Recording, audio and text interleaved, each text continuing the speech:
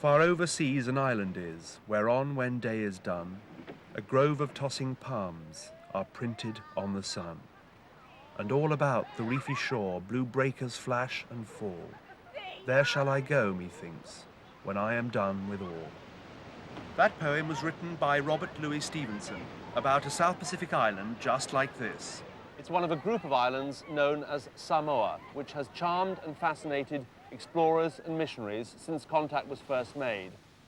In the Western mind, South Sea islands regularly conjure up images of paradise, places where an idyllic climate is matched by a relaxed and harmonious pattern of life. And it's a pattern that has usually been seen as better than life back home. For most of us, these are idle reflections, holiday thoughts before returning to the stresses and strains of everyday life. But for a young American anthropologist called Margaret Mead, the suggestion that life out here had less of that stress and strain was an important one.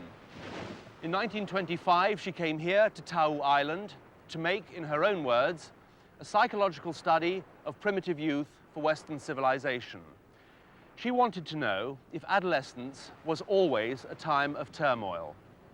Her findings were the start of her fame as the most widely read and the best-known anthropologist of all time.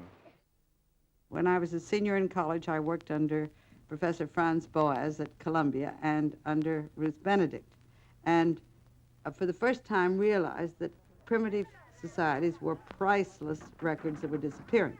And if we didn't study them and study them very fast, they wouldn't be there to be studied anymore. They'd all become converted and civilized and part of the modern world, and something would be gone forever that we could never get back.